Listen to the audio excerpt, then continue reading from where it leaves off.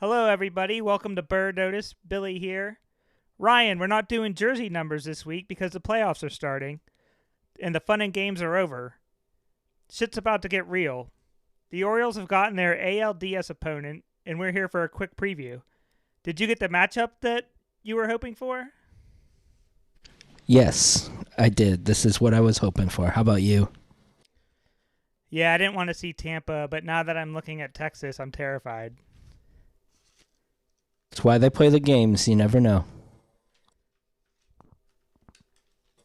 So, I don't love the full bye week that the Orioles have going on right now, but I acknowledge it beats the alternative of a one-game wild card round. So I have a crazy idea. I'm going to throw it out there. I want to see what you think. I know it'll never happen due to television contracts and scheduling, and it's kind of wild. What do you think about day one of the wild card round? All four matchups are doubleheaders. I guess that would definitely go with the theme of giving the division winners an advantage, or the two winningest division winners, I should say. It will. I don't know. I don't think they would ever do that just for money, but Right. if you were really in a time for some reason, I guess I can see it happening. But yeah, I don't think that's ever going to happen. Yeah, I agree. I know it'll never happen, but like, how wild would those night games be? You know what I mean? It would be pretty crazy. The Players Association would never go for it. They'd be like, Right. "Oh, we're gonna be tired. It wouldn't be high quality baseball, or the highest quality if you're playing two games in a day." I don't know. I've never thought of that before. That's never crossed my mind of doing doubleheaders in the playoffs. But Yeah, I yeah, think it would. because of dollars, they would never do that. Right. I think it would give like March Madness vibes though to the wild card round. It would be truly wild at that point. It would be cool if they could do all four games. Wait, they have been doing all four games on the same day. Never mind. Mm-hmm. They are doing that. Shows how much I'm paying attention to the first round. Yeah, so there'd be 8 games on the first day of the playoffs, is what I'm proposing. Yeah, that's a bit much. There'd be too much overlap there. I think they do want people to watch all the games. There's obviously overlap as is, but that'll be a lot. See, I'm not worried about how many people are watching. I'm worried about creating chaos in the world. Well, yeah, that's exactly the opposite of how Major League Baseball's thinking. So that's why you're all for it, and they wouldn't be. It would reward the winners of the doubleheaders, though. You get an extra day or two off. It's true, I guess. I mean, it also, if you have a bad start in your first game and you have to use a bunch of relievers, you're really screwed for that second game. So the rosters are expanded to 27 when there's a doubleheader. I would allow that for this scenario I'm proposing. Okay. Yeah, I don't know. Never thought of it. I think it's fine the way it is now, but if there was some weird circumstance that required it, I suppose it would be entertaining. So the Orioles' schedule has been announced. Saturday, game 1, 1 o'clock, right? Yeah, 1 o'clock Eastern on Saturday. I've got a first world problem, Me and too. that is that I'm going to the Texas Oklahoma game here in Dallas. It starts exactly an hour before the O's game. So by the time the game ends and we get out, it's in the state fair. There are places with TVs. They'll have the Rangers on because they're the local team, but I think the vast majority of the game will be over by the time I'm done, and I'm going to inevitably see what happened. And we also have a friend coming to town, and I'm not going to be like, hey, we just watched football. Let's go watch a whole baseball game now, you know? Yeah. How about yours? Yeah, I won't be able to watch until about 5 o'clock. I can airplane mode my phone, though, and shut out the world and watch on my DirecTV stream DVR recording. But yeah, it's dicey, you know? You never know when some passerby is just going to yell out the score. Or just somebody texts you like, hey, home run, and Yeah, right? It's vague. Yeah, even the vaguest thing when you're trying to avoid a score like can throw your whole like just sense of the game off. You know what I mean? Yeah.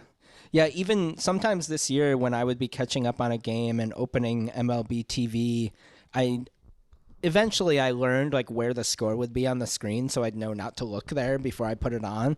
But a few times I caught the score. A couple times it was I saw the score but I didn't know which team was which or whatever. So there were some times where I kind of knew what was going to happen, but I also didn't really know how it was going to get there. So it does ruin some of it, but at times and it can actually be kind of interesting because there was one game earlier this year. I'm just rambling now.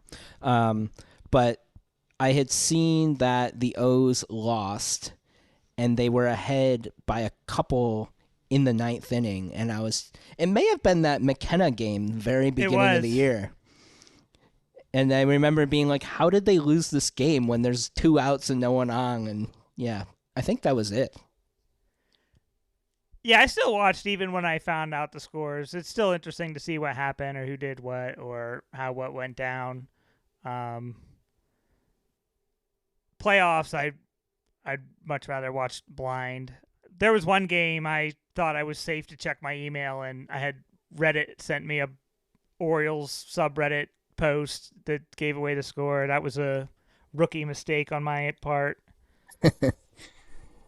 Yeah, I mean, watching playoff baseball is not something O's fans have done much in the last 7 years. I mean, I don't know what your attitude is toward the playoffs, but when the O's aren't in it, I usually don't pay that much attention until like the World Series, to be honest.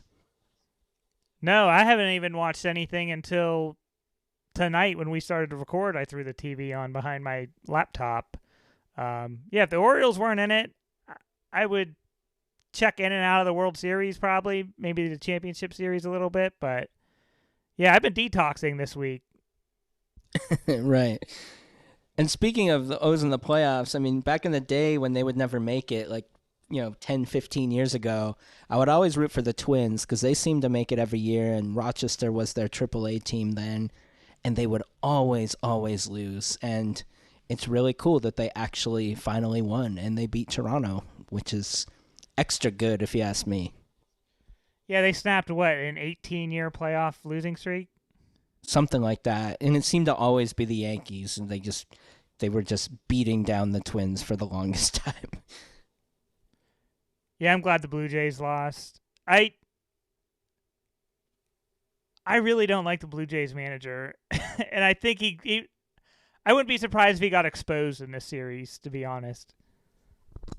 I didn't actually watch, so I have no idea. All I know is they scored, I think, maybe 0 or 1 run combined in the 2 games. So things didn't go too well for them, and I can't say that I feel bad. Yeah, life comes at you quick in the playoffs. Yeah.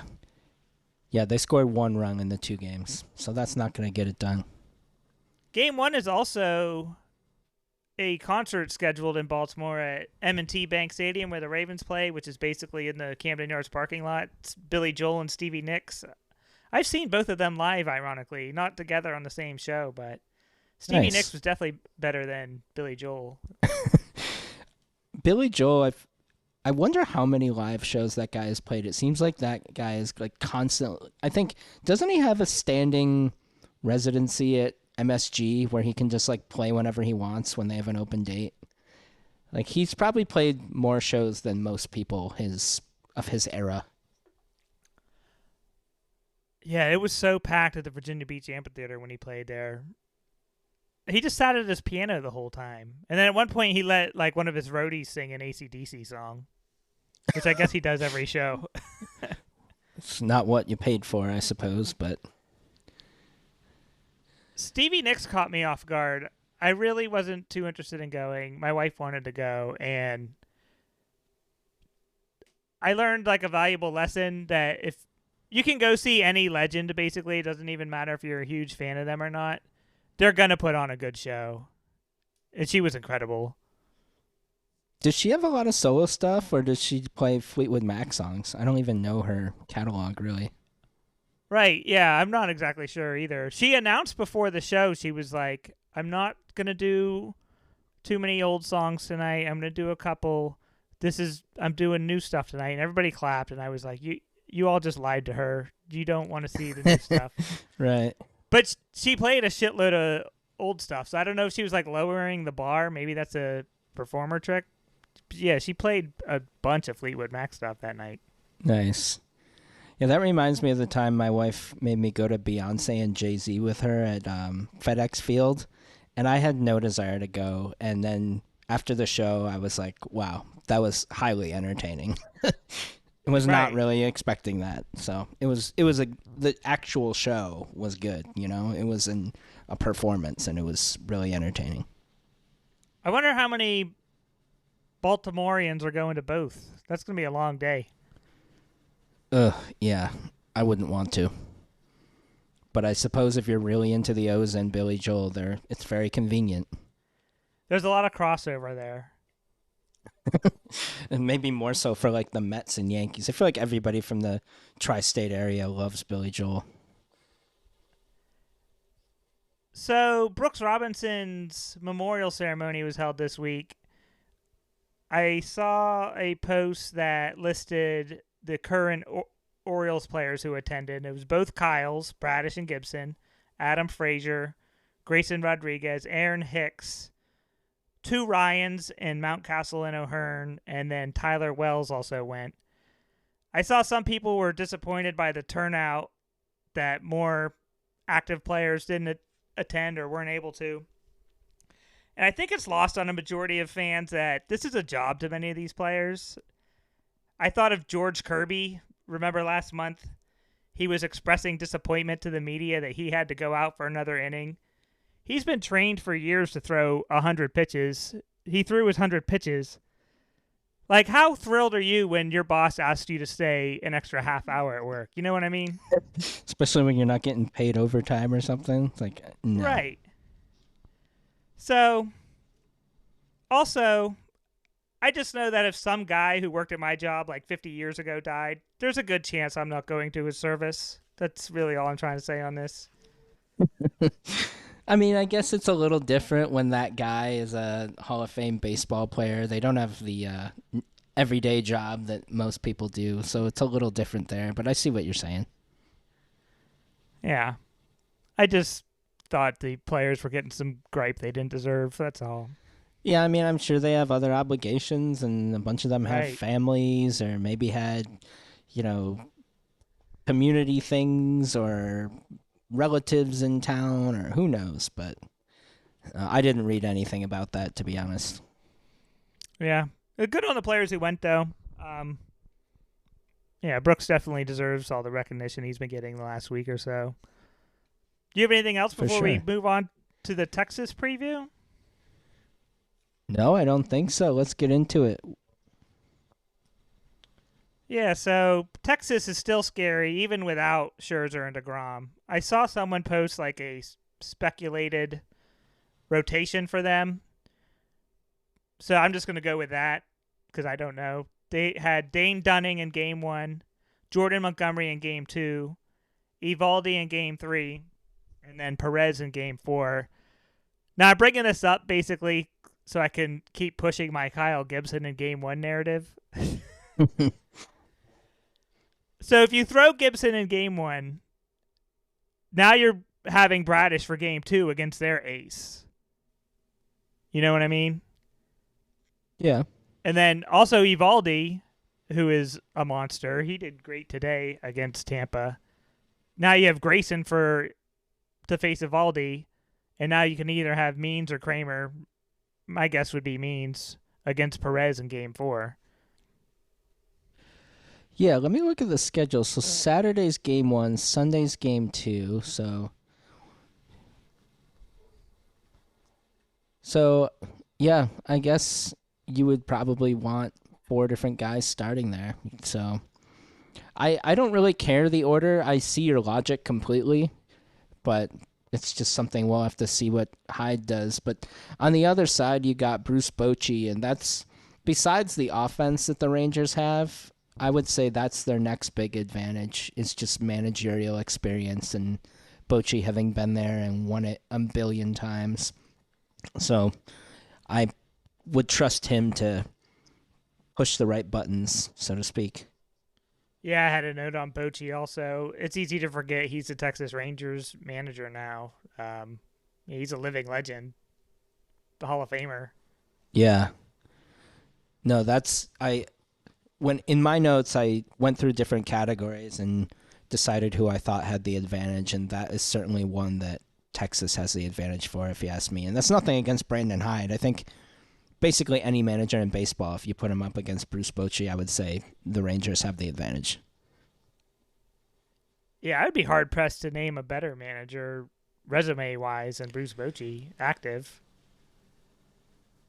I maybe. mean, Dusty could compete with him, but he hasn't won as much. Right. That might be the only one who I think would even be close in the playoffs still. Yeah. Dave Roberts jumped to mind, but Yeah, he's still relatively new, and right. no, I mean, he clearly does a good job. And that's another thing that's difficult to tell, too, is how much you get out of your team because the Dodgers have been a juggernaut for like 10 years, it seems like. So I think Bochy had less to work with this year than Roberts for sure. And those Giants teams were very good, but they weren't a team that I thought won 3 World Series in like 5 years or whatever it was. I thought he helped get more out of them than they were supposed to be doing, I guess. So I was looking at the Rangers Rays box scores, and there was one name that jumped out to me who I never saw play before, and his name was Evan Carter. Have you ever heard of him? You probably did from living down there too. Yeah, I've only heard of him very recently, and I actually was just looking him up today. I saw that he was I think, was a second round pick in Yeah. 2020. And I also saw that before the season, he was ranked, according to Baseball Reference, anywhere from like low 20s to low 40s overall for prospect rankings. So he's clearly a talented player, but he has been just on fire since he came up and just dominated the Rays in these 2 wildcard games, too. He's got a great nickname according to Baseball Reference, Full Count Carter. Yeah, he's a pretty patient batter. I saw him today take a nice walk. He took a full count pitch, actually. It was just outside or inside, barely off the plate. It could have been strike 3, but they gave it to him and he got on base.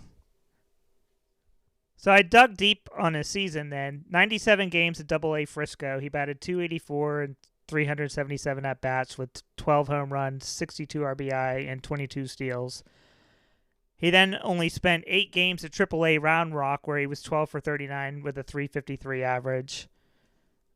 One double, I think the rest were all singles. And then 23 games in the majors, where he's slugging 645, 5 home runs, 12 RBI, 307, and 62 at bats.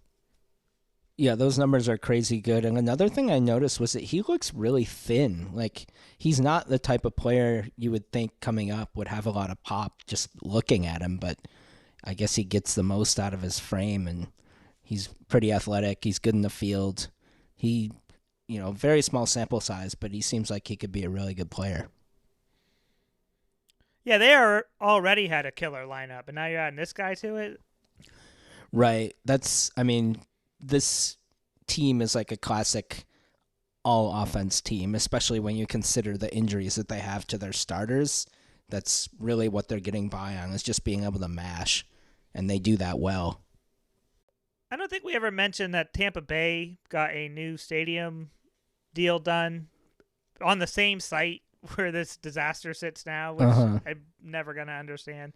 They drew like 19,000 fans last night. Yeah, they broke a record that hasn't been touched since 1919 for the lowest postseason attendance in a single game. It's really crazy to think, especially because they've been consistently good. And I don't know, what are your thoughts before I go into mine? The Tides almost outdrew them for their 3-game International League series against Durham. That's impressive. No joke. Right. Yeah, my thoughts really are just I don't understand how you're going to build a stadium in the same site when for 30 years I've heard that that's a shitty location. Yeah, that was my thought as well. And for the longest time, Rays fans have been saying the reason people don't go is because it's hard to get to St. Petersburg from Tampa, where all the people live. And I see that. I've done that drive before. There's always traffic in Tampa. But if you can't draw more than 19,000 for a playoff game, then I don't know if it's the location. You know what I mean? Like, there has to be more than 19,000 people in that area that are willing to commute and see a playoff game. But as you said, they're planning to build a stadium in the same spot. So maybe the team itself doesn't think that's the issue. And that makes me wonder if they believe fans aren't showing up because Tropicana Field sucks so much. And it wouldn't surprise me. Like, it's honestly not a fun place to watch a baseball game. And if I were in a position of having to, let's say my drive would be like 45 minutes each way to this game, and I was thinking, well, it's at Tropicana Field and I don't want to be there, I can understand that. And if you have a brand new, nice stadium, that might make it worth doing that commute. But I'm not sure what their actual stance is on why they're building the stadium in the same place. Yeah, my guess is they just knew this was the last best deal that they could get to stay in the region, so they took it, and I guess they're okay not drawing very well, really. And these days, so many of the new stadiums come with all the real estate around it so they can build a bunch of stuff and just make money. It's almost like the attendance doesn't matter when you're getting so much in rent and fees and parking and whatever else you're collecting on because you own so much around the stadium. Yeah, we'll find out, I guess, in 5 years basically, how that's going to turn. There might be a jump in attendance the first couple of years, so we'll say 10 years. This is going to play out over a long period of time. Yeah, I mean, to me, it's kind of the same logic as the Rangers building a new stadium right next to their other one, where they said, oh, nobody goes because there's no roof and it's too hot. And I agree because I hate the summer down here. But, if you're not winning, people aren't going to go in most markets. But in Tampa, that apparently isn't even enough. And I, I don't know enough about Tampa or St. Petersburg to know why that is. Yeah, I don't either. Texas got their first postseason win since 2015 in this series. The Orioles still need revenge for that 30-3 game 16 years ago, so this is their chance to get that against Texas. I guess, yeah. Well, the Rangers want revenge for that wild card loss in 2012, Joe Saunders game. Yeah, that's fair. So, I mean, that probably matters a lot more to the Rangers than winning a regular season game. Right, yeah, that's fair. That's Saunders. I did some Saunders erasure there, and I should have toned. Yeah, I still remember when I saw that he was starting the game, I was like, well, the Orioles are going to lose. This will be fun, and he shocked the world, and that was great. Yeah, that was fun. On the season, the Rangers bullpen has blown more saves, 33, than they've converted at 30. They have a 5.10 bullpen ERA in the second half. Interesting here. Can you name the number one draft pick currently on the Rangers postseason roster? Like a first overall pick? What do you mean by number one? Number one overall draft pick. Okay. A 1-1, yeah. Well, if you're saying he didn't pitch for them. If you're saying bullpen, it might be Matt Bush, because I know he was in the Rangers at some point. Yeah, he's back. Okay. He just got added to the roster like 2 days ago. Okay. On September 30th. Yeah, he was famously drafted as a shortstop and never hit. Who went number 2 in that draft? I mean, there's got to be somebody else who was pretty good. Let's check that out. So he was released by the Brewers on July 3rd. He signed a minor league contract with Texas on July 12th. Okay. He pitched in 9 games for AAA Round Rock with 2.13 ERA, 16 strikeouts, 2 saves, and 12 2/3. So he was added to the postseason roster to help their beleaguered bullpen, which is a savvy move. Yeah. I mean, they need every arm they can get. I pulled this up. Do you know who was pick number 2? 04. He's in the playoffs. Tell me the team. It was Wow. Detroit. Detroit in the playoffs. Scherzer. No, he was. Yeah, Scherzer. I No, think I'm saying Scherzer. Scherzer's younger than that, I think, but you're close enough. Scherzer was also drafted. Scherzer was also drafted by Arizona. It's Verlander. It's Verlander. You're right. So the Padres really screwed that one up, but Yeah. Actually, I read that they wanted two other guys, but they were Boras clients. okay. Yeah, I saw there were a couple guys after him who I had heard of, but nobody who was that good for a little bit. Phil Humber, Jeff Neiman, Mark Rogers, Jeremy Sowers were the next 4 picks. Oof. Then Homer Bailey, who had a couple good games in his career. And the only guy in the entire first round who didn't sign was Wade Townsend, drafted by the Orioles from Rice University. I think I brought him up last time we were talking about Rice. Yeah. Yeah, it says on Matt Bush's Wikipedia page that the Bush was the Padres' third choice. They wanted either Stephen Drew or Jared Weaver. However, both were represented by Scott Boras. Okay, yeah. Drew went 15th and has a way higher signing bonus than everybody around him. And let's see, where did Weaver go? Those Drew boys were causing trouble in those drafts that they were each in. Yeah, right. JD too. Jared Weaver. Okay, so yeah. So Weaver went 12th and Drew went 15th. They both got a $4 million bonus. And everybody else outside the top 10 had less than $2 million. So I can see why they dropped. That's evidence of Scott Boras clients right there. Yeah, they paid for it because Bush flamed out. He was drafted as a shortstop. I think he had some substance issues too, and was out of baseball for a little, and came back as a pitcher or something, right? Yeah, he was a mess. He served some jail time at one point, I believe. Man, well, I guess it's a cool story that he's around, and we'll see if he gets into a game for Texas. I don't know if he has yet, but they might need him considering their bullpen. I looked that up as well. Overall for the season, their bullpen was 24th in all of baseball in ERA. That's rough. They didn't need their bullpen in the Tampa series. Jordan Montgomery went 7 innings in Game 1, and Evaldi pitched into the 7th in Game 2. So that's a good way to keep your bullpen usage down. Yeah, I saw somebody on Twitter today made a good point where the Rangers have so many injuries to starting pitchers, but they basically spent enough money to get a whole another rotation after that. Whereas the Rays are famous for not spending money, and those, Montgomery and Evaldi types that the Rangers spent decent money on were what put them over the top when they didn't have DeGrom or Scherzer or John Gray. It's going to be real interesting to see what happens to Scherzer and DeGrom. Who do you think has the better Major League career going forward between the two? It's tough without... How old is DeGrom? Because I know Scherzer's been around forever. DeGrom's not young, but I think he's younger. But he's older than you think, though, too. Yeah, he's 35. And Scherzer, I want to say, is 38? He's 39. Older, okay. Okay. Yeah, I mean, DeGrom's always hurt.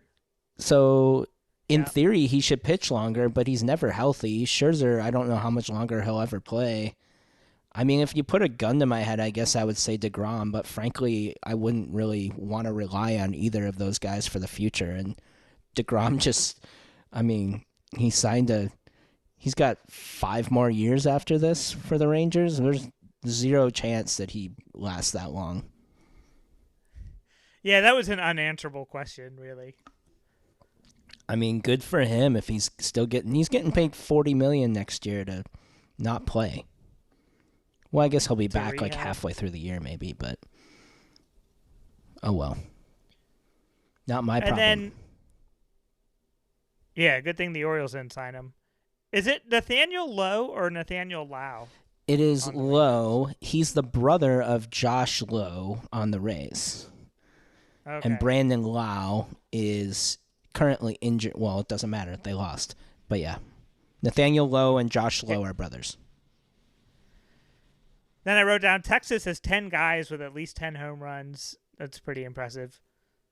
Yeah, their offense is really good. I mean, one thing, so the way I approached looking at this series is that despite the fact that they split the season series, those games were so long ago that I feel like it doesn't even matter at this point. I mean, in those series, the O's had guys like Stowers and Vavra and Givens and, of course, Bautista. None of those guys are around anymore. So I was looking more at September because the teams are basically the same. They didn't have any significant injuries that I'm aware of since September, and they were both playing for something. But you look at their numbers, and they're just really good. All the guys who lead their offense have been there and have been strong lately. I mean, Seager's OPS is 885, Garcia 947, Semien 972, Carter 1030. 1.030. I don't know how people read that for OPS, but I mean, they've just been great for the last month, all of those guys. So assuming they carry that over, that's going to be a tough offense to beat.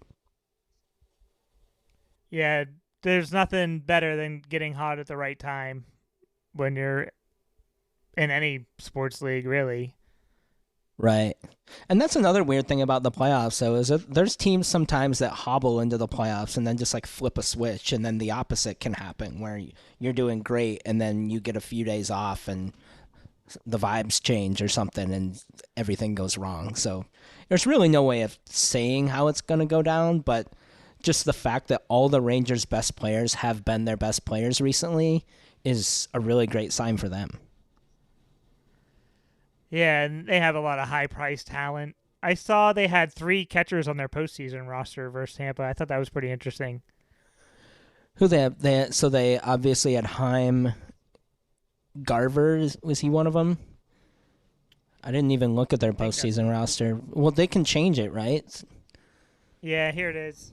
Yeah, they can change it. They had Garver, Heim, and Austin Hedges, who I believe they got from Pittsburgh. Okay. Huh. I think Garver at this point might be more of a DH type. I know he has been a good stick in the past, but I don't know how much he played this year. He played like half the season. Never mind. Back to the bullpen, Aroldis Chapman might be kind of an X factor for them. I know he's been down this year, but he could still throw it, you know?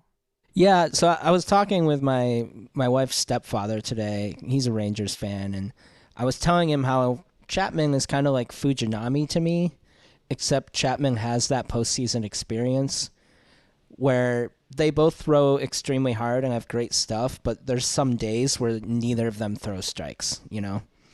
And if Chapman can rein that in, he can certainly be an effective pitcher, and maybe he'll be better in the playoffs than other relievers, but he's just like Fuji in that regard, if you ask me. I remember seeing Chapman pitch for Louisville. How do you say that? Louisville. Louisville. I saw him. I saw Chapman pitch for Louisville against Norfolk like 15 years ago. It was a lot of fun. Uh-huh. I think he struck out the side. He was throwing like 102, 103. Right. Yeah, he's good, but he's been really up and down, and so is Leclerc. I guess he missed a large portion of the beginning of the season with a neck injury, but he's come back, and they're all allowing base runners. I mean, that's something that the team overall for the Rangers, their pitching was brutal in September, so they were just out slugging teams.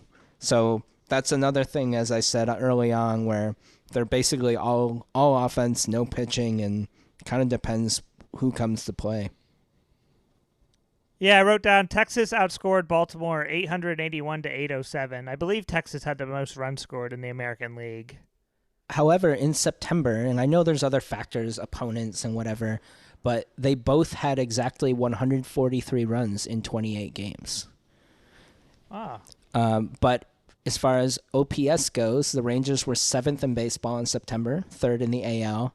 The Orioles were 15th and 6th in the AL. So The Rangers have a little bit of an advantage there, but as far as actually crossing the plate, the Orioles did it just as much. Texas went 20-12 versus the American League East, and the O's went 21-11 versus the American League West. That's a pretty even split, huh? Yeah, right down the middle, basically. Then I really don't have anything else. Oh, I'm going to Harbor Park tomorrow to see the International League and the AAA trophies. You can get your pictures with him. Nice. Is Jackson Holliday going to be there posing with him for you? I doubt he'll be there. It would be cool if, like, one of the players was there to take their picture with you, but also I don't blame them for not.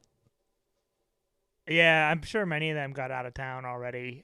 Yeah, I feel like I earned a picture with the trophies. I've been to hundreds and hundreds of games. There you go. This pretty much the hardest I've ever worked for anything is watching the Tides win a championship. You can put it on your mantle next to the Bird Notice Trophy of Altoona and Norfolk. Speaking of Norfolk trophies, Buck Britton was named International League Manager of the Year today. That's exciting. I suppose that's fair since they won the league. I would guess that kind of happens most years, but it's cool for him. Did you have anything else on the Rangers? I have some numbers if you're interested. I just kind of went through different categories. So this is for the entire season. The Rangers were third in all of baseball and first in the AL in runs per game, as you just mentioned. The O's were fourth in the AL and seventh in all of baseball. Pitching-wise, the Rangers' ERA for the season was 13th and 9th in the American League, whereas the O's were 7th in baseball and 5th in the AL, so I think the Orioles have the advantage there. We already talked about the Rangers' bullpen. They were 24th in ERA in all of baseball, whereas the O's were 5th, but obviously the big caveat there is that Bautista was around for most of the season and won't be there now. But Means is there now. He wasn't there for that's true. a lot of there. That's a good point. I have a trivia question for you. So in September, the Orioles were third in ERA overall and second in the American League. So my question for you is, which AL team had the best ERA in September? It is not somebody you're going to think of. I guess you have a 1 in 15 chance. I was going to say, if you're asking me this, it has to be like, a curveball thrown in here. So the best ERA in September, ahead of the Orioles, a team you wouldn't think of. Now, I can't just pick like a straight crap team either. It's got to be someone in the middle. I mean, all right, they are pretty much a straight crap team. It's not Oakland, is it? That'd be insane. No, it's not Oakland. I should say, it's definitely not. I said they're a straight crap team, but they actually finished second in their division. Okay, so that means it's the AL Central. Yes. Is it Cleveland? No, it is the Detroit Tigers, who actually were only 6 games under 500, which frankly is surprising to me. Maybe it's because they had such a good ERA in September. But they had the best AL ERA for the month, and that was shocking to me because I don't think about them at all. The only thing I knew they had going on at the end of the year was saying goodbye to Miguel Cabrera. Yeah, they didn't really have much to celebrate this year. The couple times I watched them against Baltimore, I felt like I saw some talent. So I don't think they're not Royals level dearth of talent, but they need to turn it on soon if they're going to do anything with this group. Yeah, they're just a team I don't think of at all because they just have been so mediocre the last several years since they were really good 10 years ago, but since then they've been just boring. I couldn't name anybody in their starting rotation off the top of my head. I know they have Reese Olson because he was on my fantasy team for a bit this year. And Matt Manning, but I think he got hurt. They have a lot of guys who were drafted high, but then they never did anything. Casey Mize comes to mind. Uh-huh. Yeah, so just a fun fact, Tigers. The The last thing I have is I don't really know the metric, but according to Baseball Reference, strength of schedule overall this year, the Orioles were 8th, where the Rangers were 25th. So maybe that gives the O's a slight advantage, but it looks like the spread between the top and bottom of the league is pretty close. Yeah, I don't have anything else. Did you see the Mariners GM Jerry Dipoto? He went full John Angelos this week with his comments about trying to win like 54% of the games over 10 years, which is fine as a goal, but you don't say it out loud. No, I didn't hear that at all. What was his point? It's point? Interesting. It's worth just basically he was asking the fans to calm down or to reset their expectations of what the Mariners should be able to do. I'm pretty sure Mariners ownership has a lot of money, don't they? I don't even know who their owners are, but I feel like they're one of the teams where people say Ohtani could go there. Like that must mean they have some money to spend. Yeah, I know Nintendo used to own them. I'm pretty sure that's not the case anymore. They've always been big players on the Japanese free agents. Yeah. Ichiro, Sasaki, the catcher, Jojima. Sasaki was the closer, I think. Yeah. And then Jojima was the catcher.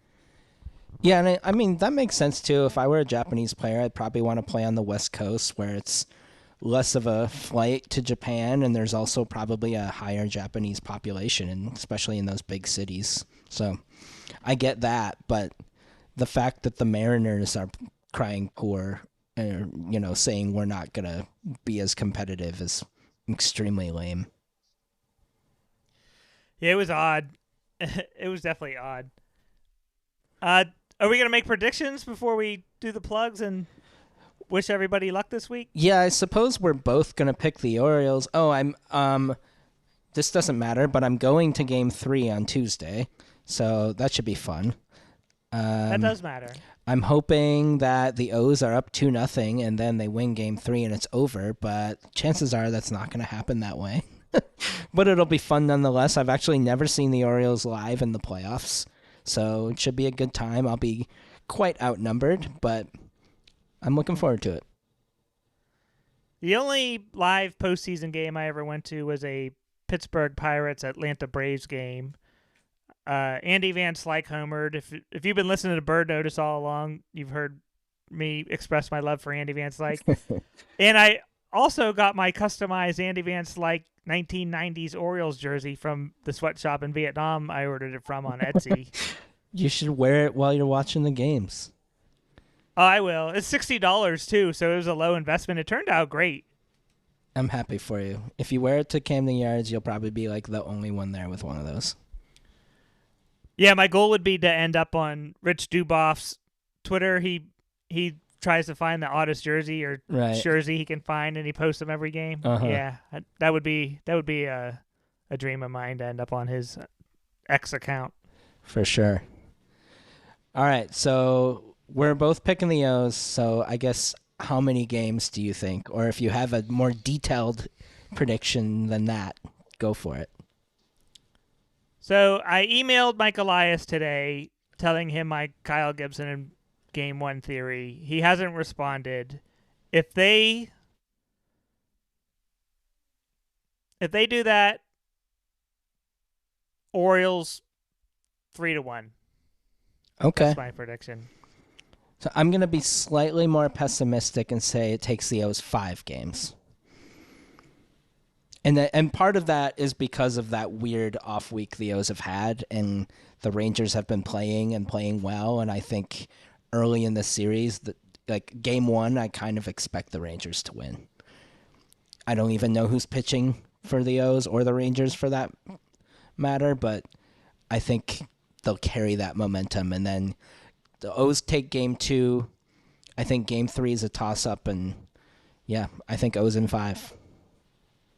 Yeah, hold on to your butts. It's going to get weird. It probably will, for sure. Who will be the Delman Young this year? Or the Zach Britton sitting in the bullpen? That's another thing, too. We need another highlight than Delman Young's double. Like, we've been milking that for too long now. Right. Also, he's like, besides that, did really nothing for the Orioles, and nobody remembers him for anything. It would be cool if somebody like, Mullins or Santander, like Rutschman or anybody who's been there for a while and should be there for a while did something big for them. Do you remember Delman Young's second best highlight of his career when he threw that bat at the minor league umpire? I remember the video where, isn't he like off screen and then you just see the bat flying, drilling the ump in the chest or something? That was crazy. Yeah, it's not as bad as it sounds. It's still horrific, but yeah, it just comes in from off screen. It's so funny. Yeah. But yeah, not a good guy. No. Well, speaking of first overall picks, he's another one. He was the year before Matt Bush. Fun fact. I did like watching his brother with the Nationals when they first came to town. Dimitri, former Tiger. He was a high draft pick too, I think. Dimitri Young was, fourth in 1991.